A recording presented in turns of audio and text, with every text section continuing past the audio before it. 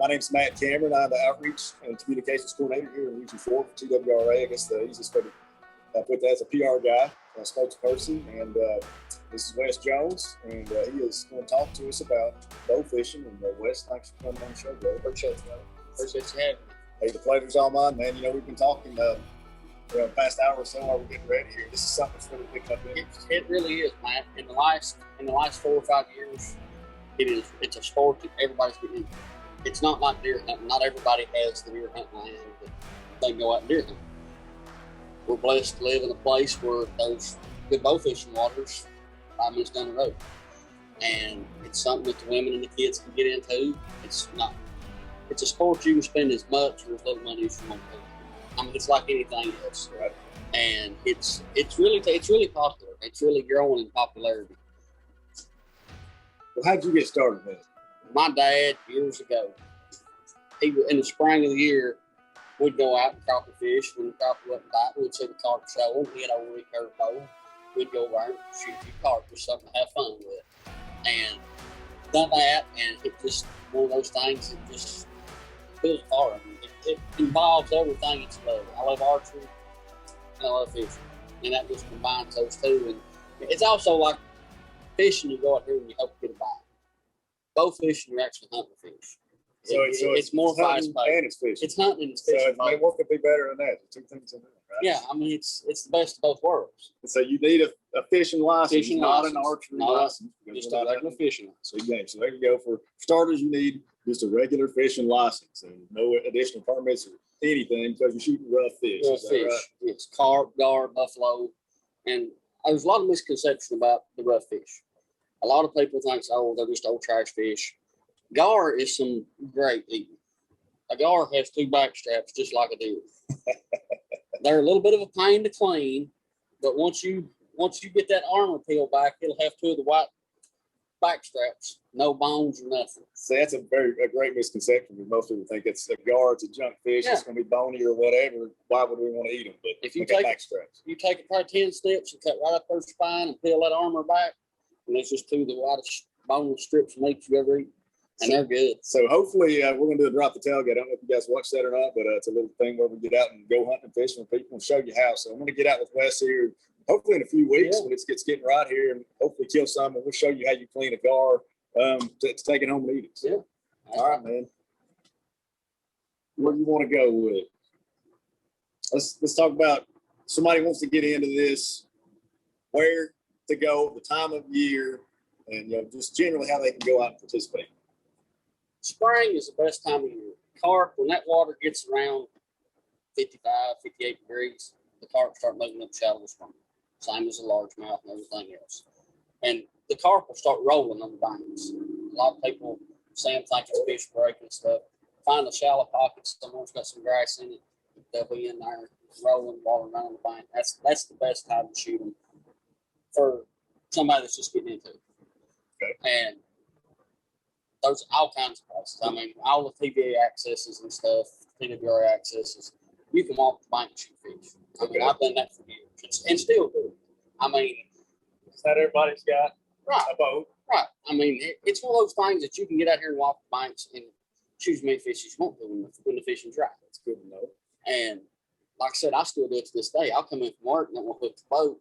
I'll grab a boat and go walk the lake bank. So with TVA, owning the lake bottoms on most reservoirs, CBA reservoirs, when the water's down, you can walk along the banks and fish. And Douglas is an exception to that. It's privately owned. Right. The water comes off of it. It's kind of a mess up there. But Cherokee, right here where we're at, oh yeah, you can walk around it. You can walk around Boston. Yep. So is this a nighttime only thing? Or do you do you can do it in the daytime too.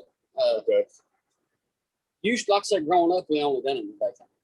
And 7 8 years ago, I got to hanging out with some boys that go bow fishing at night, and never heard of it. And then when I went at night, it was just like the fish weren't spooky.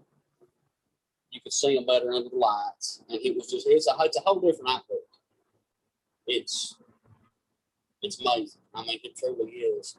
It's one of my passions that I truly enjoy, and the lights and stuff at night, you're out there, it's peaceful. You ain't got all the boat traffic at night. Our biggest thing with fishing of the night is around people's docks and stuff. They don't know what we're doing. I mean, they see a boat out here that's got the whole world lit up, and they automatically think you're messing with their dog, you're trying to steal something. I mean, we've had numerous occasions people come out and fuss and carry on. Try to explain to them that we're not stealing nothing. We're just out here having fun, enjoying the outdoors. And 90% of them, they get that. And good people. And some of them still want to, which when we run into that stuff, we just tend to just go on and avoid conflict and all that. But night is, in my opinion, is a lot better than the day because the fish aren't as spooky. Because in the daytime, you've got to sort of watch where your shadows out on the water because if they see a shadow, they'll blow out. The way you've got this rigged up, you're behind the lights. You're behind not the casting lights. shadows. No, you're not casting shadows. All right, Sabrina's asking, how much is the initial cost of equipment, license, and such to get started? You know, license is $34, I think, for your small game hunting and fishing combos. So that's really the only license cost there is. But on the other hand, we'll probably get equipment here in just a minute because he's got all kind of bows. This boat is really rigged out, so don't want to go cut there yet, but we're going to get to that. We're going to tell you about what stuff generally is going to cost. So in Cherokee, you mentioned a couple of areas that are kind of community homes. So you see a lot of other people out there. Where's somebody? So they live right here in Cherokee. Where can they go? Lake Station Flats. The flats behind the school and Dune Station. It's shallow water. It's what carp look for. The carp and the buffalo and stuff, they look for that shallow water. Because the water temperature's rising. Those mud flats are heating up quicker than anything else, and they'll be in those shallows. About how shallow you talking? We shoot anywhere from, I've had that boat 1.5 feet water out to 5-6 foot. Okay. And it really depends. Later on in the summer, the buffalo will go deeper, and they get a little bit trickier to shoot. Then you've got to aim a whole lot lower in the water column to get air in them. As you shoot with a fish that's 8 foot deep, and that looks 8 foot deep, he's probably 10 or 12. Yeah, so that I want to get into where you aim and all that, but you're talking about refraction of the water. Yeah, you got to aim low for these things, right? That's the number one thing in boat fishing. When you think you're shooting low enough, shoot lower. Hear that? The number one thing. When you think you're shooting low enough, shoot lower. Okay. Because the refraction of the water, the fish will look like he's right here in the water column, and actually he's about right here. Okay. It plays tricks with you. Gotcha. Okay, so wherever you folks are, if you know where the reservoirs are, it'd be a good time to get out and scout for these flats, these areas that are going to be a few feet deep when the lake comes on up. Coming up. And it comes up gradually here, so I'm guessing you've got to move around with the fish. They'll move. Like right now, they're sort of out on the pond still. They're starting to move back a little, but in the next few weeks with the temperatures we're having and the water's coming up, they'll be pulling back in these pockets and it'll be prime time then. And then as the water comes up and the water gets warmer, they'll just keep going shallow and shallow. Okay. Just got to go with them. Just got to go with them. All right. So you said earlier, I think Watts Bar is a good location. Watts Bar is a very good location to boat fish. It's like got grass. And springtime, the grass, when the grass starts getting up, before it mats up to the top, and fish can get through those flats on those grass flats. And really shoot some good ones. Okay, so there you go. Watts Bar, Cherokee, I'm sorry to cut you off. My personal best come off Watts Bar was a 47-pound smallmouth buffalo. And that was total. Not a smallmouth bass, a smallmouth buffalo. Okay. Buffalo. We don't shoot bass. So talk about that a second.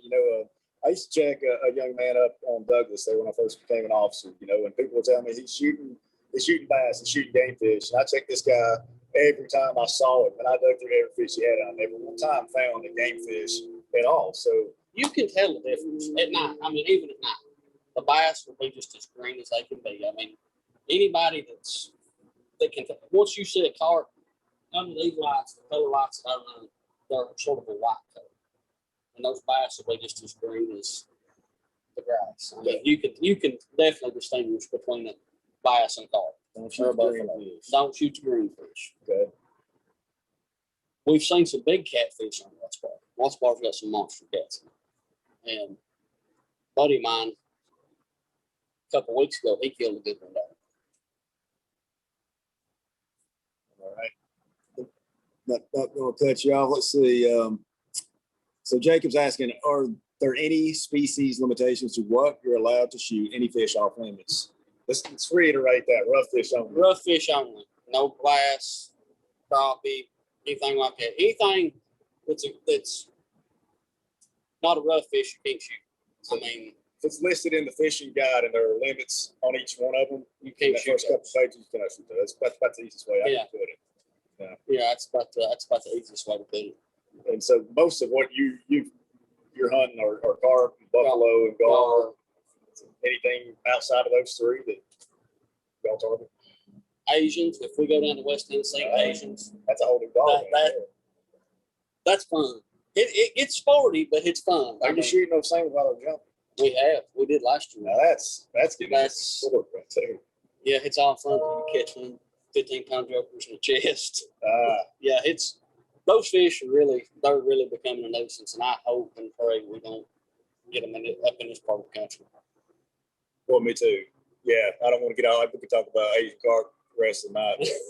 Don't move fish around, game fish, or what you think is a shad, because they look very similar to a shad when they're small. They're a big shad. That's the best way I can describe it. I mean, even when they get in the boat, they're just like a shad or shedding scales. Yes. The Asian carp do the same thing. Nasty. They're filthy. I mean, they say they're good eating. Have y'all tried to eat them?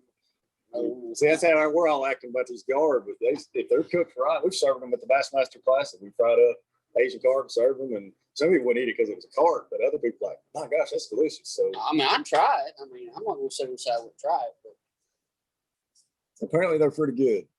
All right, anonymous attendee asks, is there a reason there is a distinction between rough fish and sport fish, and why you can only shoot rough fish? It's just not an approved sporting method to take game fish like largemouth bass, smallmouth bass, crappie, bluegill, catfish, and all that stuff. It's only for rough fish. And really, and this may be a place to go next, you're doing a great service to the game fish community by taking and removing, quantities. I mean, these carp, they spawn about the same time the largemouth start going to bed. Carp will destroy a largemouth bass next. They eat eggs? Yes, they eat eggs. Hear that?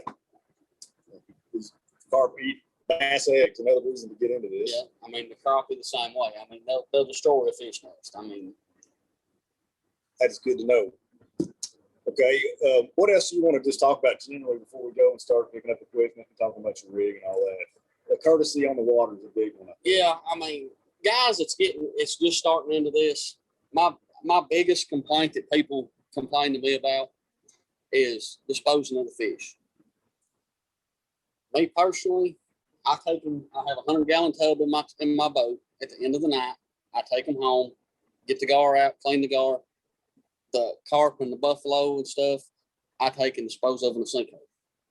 Coyotes eat them. I shoot the coyotes. It's sort of a 2 for 1 there. So, but do not dump them at the boat ramps. I mean, was on the Watts Bar Bass Fishing page yesterday, and the bass fishermen were complaining because somebody had shot a bunch of fish and come in and laid them all out and took the picture, which everybody likes to do. I like to do it. But then they just throw them over the side of the boat. Nobody wants to smell that. I mean, that's just disrespectful. I mean, and that's what hurts it for us, because it's a select few doing it, but we're all getting a bad rap for it. Sure. Because we're the ones out there shooting. They don't see the guy doing it, but they see me out here shooting fish. Well, he's the one automatically. He's one of them. And when it's not the case, if you want to dispose of your fish, take your pictures, take them out in the main channel, puncture their air bladder, and sink them. That's what. If you ain't got that, or a pig farm, local pig farmers will feed them for their hogs. A friend of mine, I take him all mine. I mean, with what I don't feed the coyotes, Ronnie comes and gets. But don't throw them around on the bank where people's going to be. Dispose of them, because it's a fun sport that a certain few could run for the rest of us that are doing it right. It's like that for anything. It is. It really is. When people that don't hunt, if they see a road hunter or a spotlighter, they assume that all hunters are doing that kind of stuff, and it's not the case. It's a very, very small percentage of hunters are what I call straight up poachers. Yeah, and I mean, I'm sure TWRA could find people if they catch them doing that. That's dumping. That's dumping. Yeah, absolutely.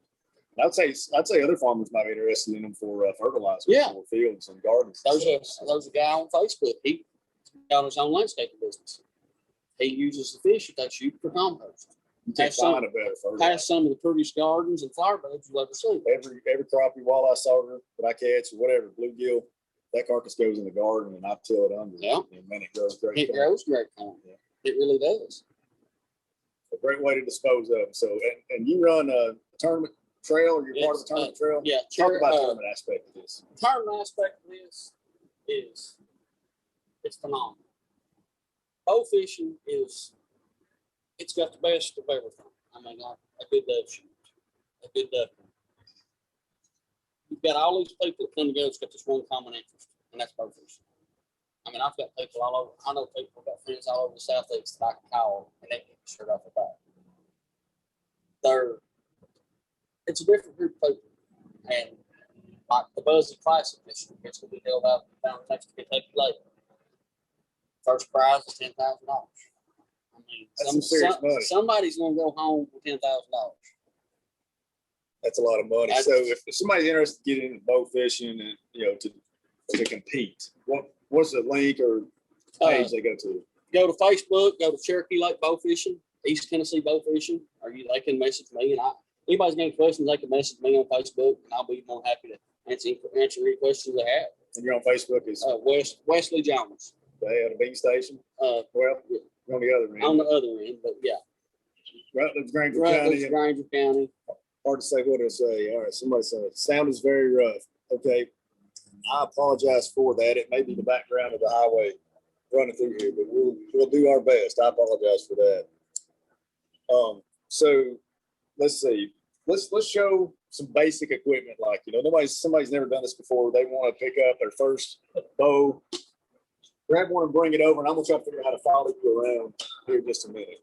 This is your basic PSE setup like you would get at Bass Pro. I think we're on that camera right there, that phone. So this is a PSE Wave. You can pick them up at Bass Pro for the complete kit for about $250. $250. Okay, that's not too bad. No, and a lot of people, you can go buy this for about $80. Go to a pawn shop, buy a cheap compound. It does the same thing. Okay, so you don't have to have a specialized. You don't have to have a specialized bow. Okay. A lot of these bows are constant dry, like Super Cove. It has no let off. Why is that? It's just a preference for finger shoes. The no let off for fingers, you get a smoother release, in my opinion. Is that what you're shooting? Nah, mine have let off. I'm shooting ospreys, and they have let off. I like the let off. You draw 28 pound back all night long with no let off, it gets kind of colorful. But that right there is one of the basics. That's a PSE Wave. WAVE. PSE Wave. Okay. Bow Fishing Extreme online has Scott with Bow Fishing Extreme has all the stuff they need to get started. He has the complete kit. So Tom's Sporting Goods here in Marchtown. Well, let's say Joe Hunter, like me's already got a compound. What's the real part in all that I can put onto the converter? That's an AMS bottle. This is what I recommend to everybody that's just starting. It's safer, and I'll show you for why. That is a safety slide. Safety slide. Yes. Okay, and what does that do? That keeps. Show you how to tie it on here too. Safety slide keeps you from having snapbacks. With this reel here, once hit.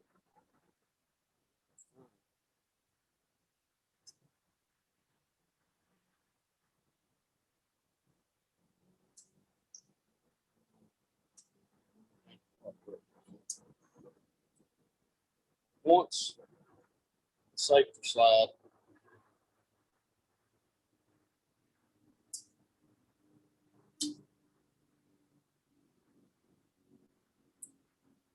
is attached, you want that slide out in front of your reel suit for the simple fact of with a bottle, it has no button. That right there is the drive. So once you get the bow like that, the hair is locked in there. That slides out there. So when you draw back and shoot, you don't have any line back here. To catch on. Okay. Now this bottle is freeze floating. Has no drag. It's up right there. Empty the whole thing. Okay. Once you get in a fish, you just put tension on that and reel it up. That's the fishing part. That's the fishing part. Reel them in. I bet that could be challenging when you get one of these big fish. Oh, it's seeing a big buffalo or big carp. To me, I get the same adrenaline if I see a big buck in the woods. I mean, it's especially when you get an hour in one. He's out there fighting around. You're having just like playing a big fish on the rod and reel. I mean, you're sitting here fighting him with the boat. All right. And so, what'd you call this again? The AMS. It's an AMS bottle reel. AMS bottle reel. Yeah. Okay. You can get those online as well. Get those Bonefish Extreme, Bass Pro Shops. It's pretty much anybody, any outdoor stores will have them. Okay. All right. Show us the arrows and the points and stuff that you need to get into this. This is just a solid fiberglass shaft. Do not use hunting arrows. These are solid fiberglass. That is a TNT 3-bar point. That's a big fish point. This is what we shoot with tournaments and stuff when you want that shot to count. Because the harder that fish pulls, these barbs will fold out. Okay. Could break. Yeah. Pull out. Well, when they fold back, they hold back. Oh, you want them to fold back? Yeah. Okay. Once you get the fish in the boat, you just take this type, you just unscrew the whole point, put the fish in the barrel, screw the point back on. Good design there. Pretty quick. It is. Okay.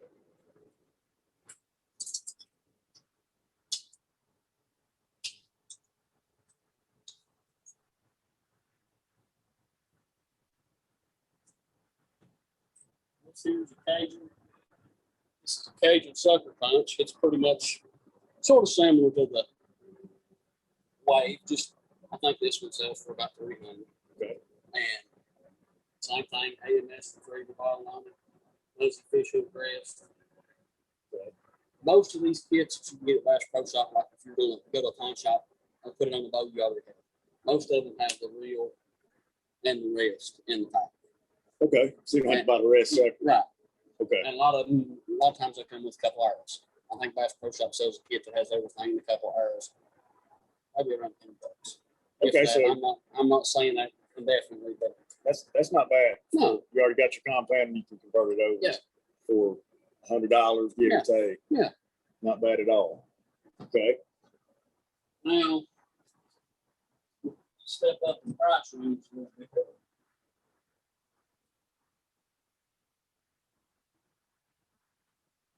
This is an Oneida Osprey. This is a lever boat. Lever? Lever. All right, tell us what that does. You get it's just like sort of like a recurve in a compound boat. How about that? That is specifically designed for boat fishing. Okay. John Paul Morrison, Johnny Morrison's son, owns Oneida. He's a big avid boat fisherman himself, and he bought Oneida out, and he's making some great boats. Well, how much does a rig like that cost? This one, bare boats, about $800. Okay. This is you get serious. This is a step up. I mean, I shoot dart rod reel, seat, fuzzy. This is a Cajun spin back reel. And the difference between, like we was talking about the safety slides. Me personally, shoot a lever boat. I'd rather tie directly to the back of the arrow. And this is simple. You just got a simple loop in your line. And these shafts have a hole in the back of it. Okay. You just pinch the line, stick it through the shaft, bring it over, figure 8 it, back through. Okay. Instead of the safety slide. Instead of the safety slide. That's going with it. It's going with it. Okay. With these, I shoot a Bowfish Extreme shelf rest, and I just tie directly to the back of the arrow. Now, the thing with this is, with the safety slide, won't let you shoot. It's safer because, well, in theory, it's safer because people talk about these reels having snapbacks. If they don't, if you've got a whole bunch of line back in the front, draw back, yeah, you can shoot that bow. That 200-pound plus line is going to bring that arrow straight back. That's why If you want to use one of these, I always You want to top like that. you want to top like that. Okay. And okay, it's tight. If I go ground fish, right, so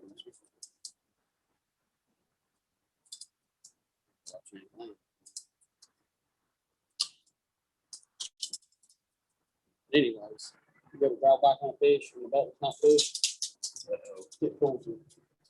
That's Okay. that's That's a safety. that's a feature, safety feature. though. Okay. My personal opinion, I'd rather tie to the back. I think I get better air flight because you've not got the slide out here. Okay. And the line's thin.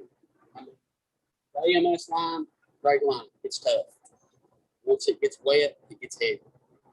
This here, we spray these with real natural before we shoot. It repels the water real good. And just to me, you get a cleaner air flight. So a lot less splash in the water with those. So that's 200-pound test line, That's 200-pound test. but it's designed specifically for bow fish On bow fish. You can get that stuff through Bow Fishing Extreme or Bass Pro. A lot of different people makes it. Woody Wire, Muddy Flats makes it. All right, I think we've got a couple questions here. All right, so Bob Ballard says, what weight bow, and can you use old bow hunting 60, 70-pound bows? So what kind of pounds need to be shooting? I'm shooting on my big fish bow. I'm shooting around 30 pounds. My numbers bow that I just go out here and have fun with and shoot numbers, it's about 18 pounds. You don't have to have big weight to kill fish. I mean, So not like big game hunting no, speed here. No, you're not wanting. You're shooting a 1,400 grain arrow, but you're shooting it 10 foot away. I mean, you're not shooting fish across the parking lot or anything like that. Yeah. Okay. But That's a great question. it is, and you can use the 60, 70-pound bows, but it's going to wear on you after a night of shooting. That's something I didn't consider. Yeah, it's Okay. You're using the old hunting bow to set up for hunting. yeah, It could get tiresome. recurves. I mean, they make the adapters and stuff, but all this stuff on recurves. And a lot of guys shoot the recurves. Muzzy makes a water mop. I know it's AMS that makes the water mop. It's a recurve. Take down recurve. You can get those combos too. I mean, they're not that expensive at all. So I didn't see any sights on them. All instinctive. All instinctive. All instinctive. There you go from your traditionalists. This will be right up your alley. It will make you want to pull your hair out some nights, because some nights you'll be on, and then some nights you'll just be just a tick off, and you won't throw the whole bowl in the water. But it is a good time, and it's something everybody can enjoy. I mean, I've got a little 9-year-old cousin, but he's got a little old diamond edge. Gets boat. He goes out and shoots fish. Loves 9 years old, killing fish. killing fish. Okay. I feel I like my chances a little better now. I can tell you that. It's like I said, it's something the whole family can enjoy. Okay, Jacob kind of had the same question. If I was wanting to turn an old compound deer hunting bow into a fishing bow, what draw weight would you recommend? So, can you crank them things down that low and they still be effective? Because I don't know. It depends on the bow. I mean, a lot of those bows, if it's a 70-pound bow, most of them won't turn down but to 60 pounds. Okay, that's something to keep in mind. And it, shows $250 bow fishing bow. To me, that's not a lot of coin to have to drop to get into this and have decent equipment. No, so no. I'd probably lean that direction. Yeah, I would definitely lean that Okay. before you start. Because with a compound, you go back and land bolts out too far and draw back, and then the limbs start coming apart. Bad day. Okay. And as far as the others, this is a custom bow. This is a G-Rex. It's also a lever bow. It's made by Joey and John Greenwell in Kentucky. It's a lot shorter. It's a lot lighter. Okay. This is the Cadillac, in my opinion. These two bows right here, between the Osprey and the G-Rex, if somebody's really wanting to get into it and really got the drive to go out and shoot tournaments and really want to get into it big, that would be my suggestion with the two bows to shoot. Okay. That's when you get serious about it. That's Yes. That's what you're upgrading to. Yes. All right, so you're looking at your boat here in the background, and I don't know how well y'all can see it. I'm hopefully gonna take y'all with me here. Can y'all still see what's going on? Somebody don't mind chatting and typing. Can you see that? Those boats right there. Make sure I've got the right device here. Yes, all right, Bob's good. So let's walk around and look at your boat before it gets dark right here. These lights on the front, man, you know, that's not, that don't come standard. Oh no, these are 5-star LEDs. Victor McNew on Facebook. He does a great job with his bow fishing lights. So did you order them and mount them yourself? Yes, which I'm an electrician. I opted to do the wiring on the lights myself.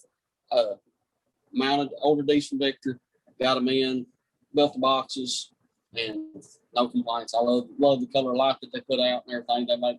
They cut dirty water too. I mean, they're a high pressure sodium color, and it'll cut through muddy water a whole lot better than a bright white light. The bright white will reflect off murky water. Can you turn them on? We plugged them in. Now, you run a generator when you're fishing. I run a generator.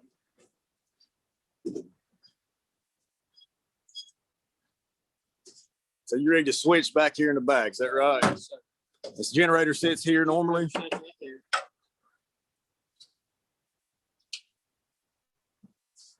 Now that's not what I expected. I didn't expect bright orange. I was expecting a white. You said LED. I guess I'm stuck on white. That's orange different. tint cuts the dirty water. I mean, we went to Muzzy last year and was using more of a halogen color, and got in real muddy water, and it wouldn't cut the water. And these here so far, I'm very pleased with them. They cut dirty water great. It's the light color. Most of the time on Cherokee, it's gin clear water. You can use whites, whatever. But I've made my personal preference is the more yellow, the high pressure sodium color light. And the fish will glow. You'll see when we go out. It's crazy how the light will make the fish glow. Now, what does a light system like that run?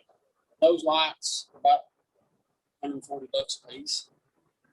So you ordered each one of them individually? Yes. Did you make this box? Yes, I made the box.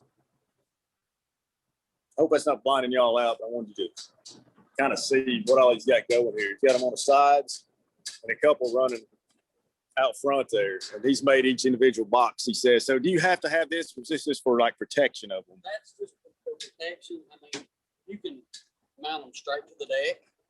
I mean, I've seen everything. I've seen just people take just a piece of 3/4 inch tube and put feet on it and mount their lights from that. Like I said, it's a sport that you can put just as much or as little as you want to. And that's one thing I love about it, because you see all kinds of different rigs. I mean, I've got friends down in Chattanooga that's got airboats. I mean, you go to these big tournaments, you'll see a $80,000 airboat, and you'll see a $3,000 John boat. Yeah. It's just, and everybody's there for the same reason, for the camaraderie and the fun of the sport. Everybody should try it. I mean, it's something that, it's truly a different experience. What's this stand right here you're leaning This stand is actually the screw stick for the kicker motor. I don't run a trolling motor, I run a kicker motor. It's got a 9 horsepower Kahatsu motor. So this little motor back here is turning.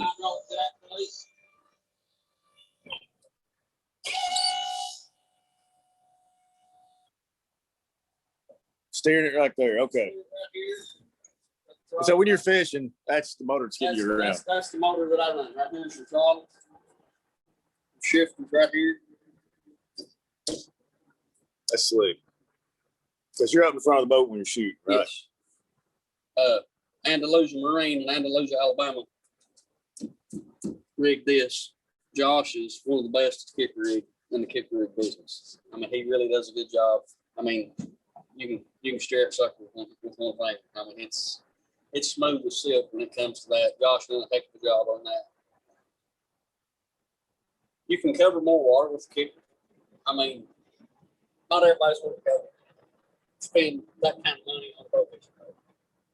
Again, it's just like a boat. If you're going to get into it, you can cover twice the water in a night as you can with a trolling motor. You got to worry about batteries going dead. It's plumbed into the same gas tank as the big motor. So you just fire it up, go fishing. I mean, that's really about all there is to it.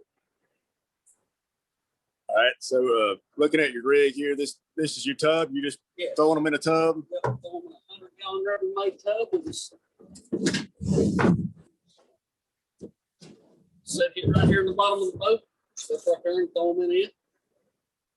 And when you're tournament fishing, is it based on total weight that you kill in a night? Depends on the format. Like a big 20 is 20 biggest fish. The person that brings in 20 of the biggest fish that weigh the most wins. Numbers is just that. It's whoever shoots the most fish. And you've got some of those guys that go out here and shoot 700, 800 fish a night. And they're shooting, a lot of them shooting shad. And camera handles are, I mean, these boys are sure enough shots. And they've been doing it a long, long time.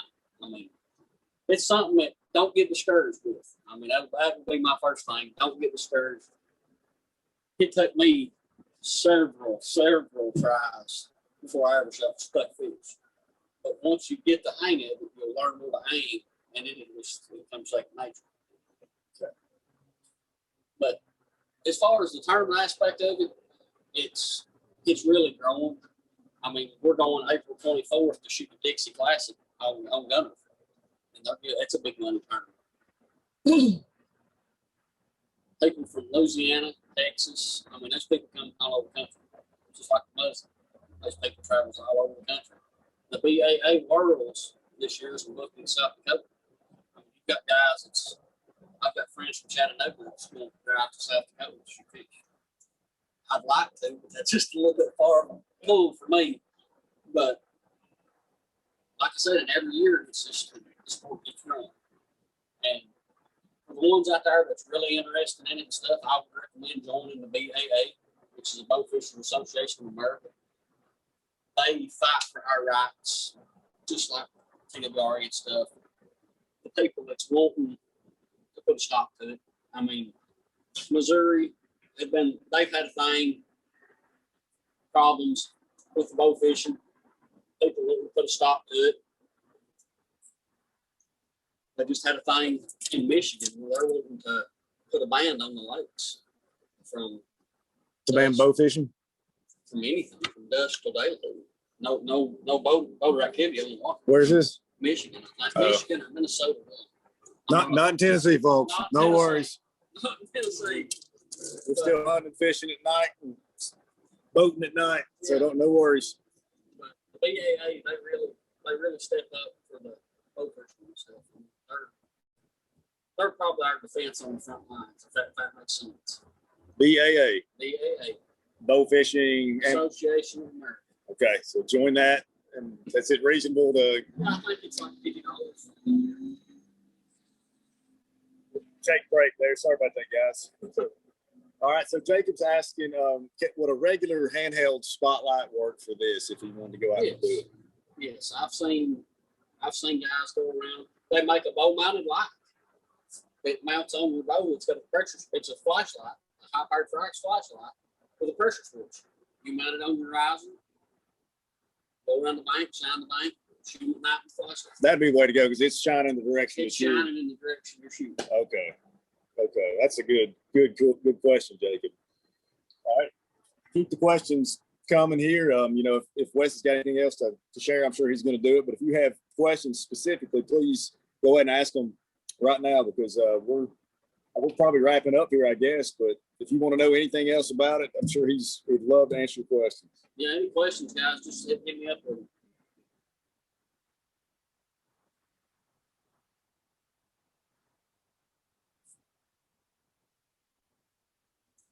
So not seeing anything coming in right now. I'll check it again here in just a minute. But yeah, this is being recorded, and we're going to post this on our TWRA YouTube account. So if you know somebody that's interested in this, want to get into it, we'll have this posted for you. Just let us know what questions you have. All right, let's see here. All right, Jacob's asking about chumming the water up with something to attract fish. Do you do that, or is it legal?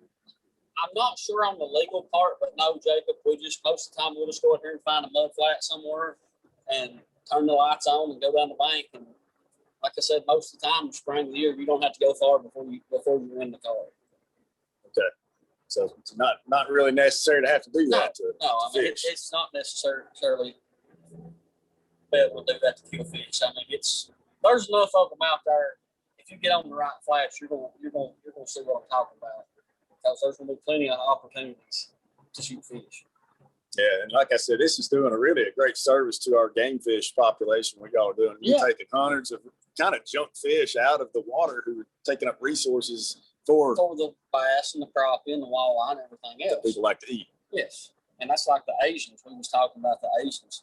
Those things it's ungodly how many of us actually in Kentucky Lake.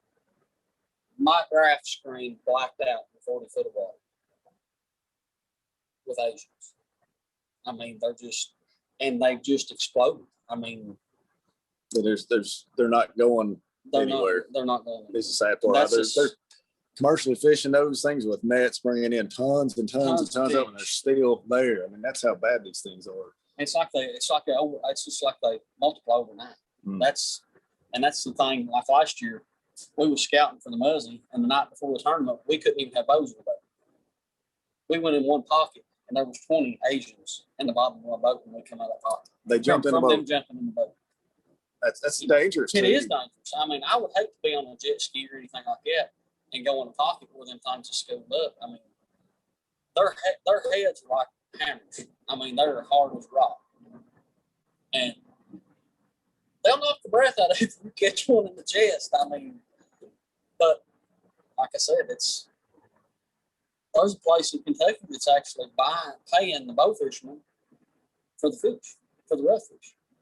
They're using them for fertilizer, dog food, and it might be 8 cents, 10 cents a pound, what that. It's gas money. It's something. It's something. And I mean, those guys up there on Kentucky Lake, they're trying their best, but like I said, even with the commercial fishing, it's not putting it in there. All right, so Wes, tell us again, your East Tennessee bow fishing. East Tennessee bow fishing on Facebook, Cherokee Lake bow fishing on Facebook, or you can look me up on Facebook. It's Wesley Jones. I'll answer any questions y'all have. And other than that, that's about all I got, brother. What are some other, there are probably people in Middle and West Tennessee watching us tonight too. Do you know of any other organizations or clubs across the state that they could join? I'd have to look, man. I think there's a Middle Tennessee bow fishing page. If you get on the search bar and look for bow fishing in East Tennessee or in Tennessee, there's going to be several groups pop up, pages pop up, and all good people. I mean, that's the thing. They all a bunch of good guys. What I've seen, most of y'all are really willing to share information, tips, tactics, gear. Yeah. Just like not when we shoot our big fish. That's off limits. Huh? Yeah. Hey, some things you don't tell. All right, I'm going to check this one more time, make sure we didn't miss any questions.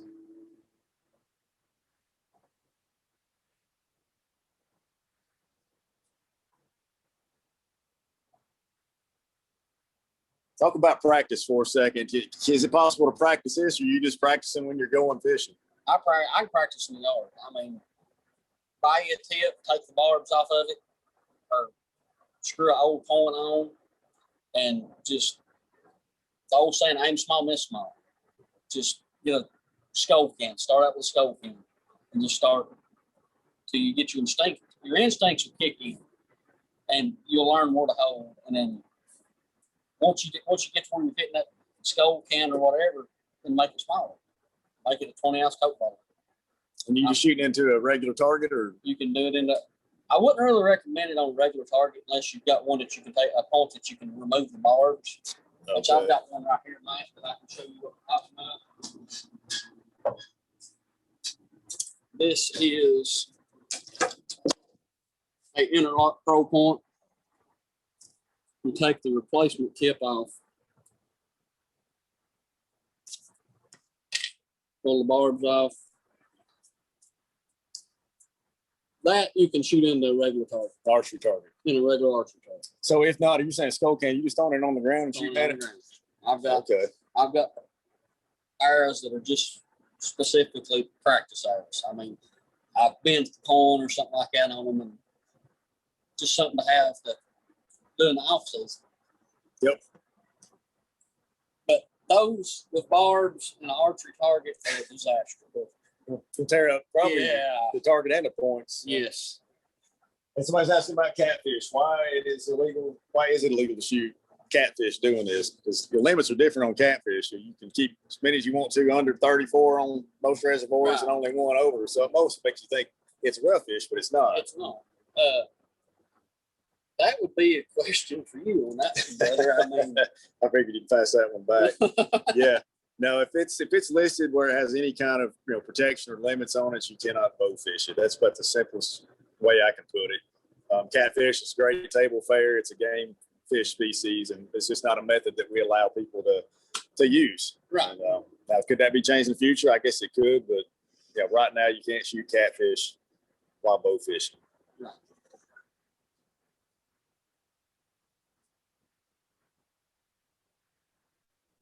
And once again, just tell them about where you aim for it, and then we'll probably wrap this thing up. Just aim low. I mean, guys, when you draw back on a fish and you think you're low enough, just pull under him up another 6 inches.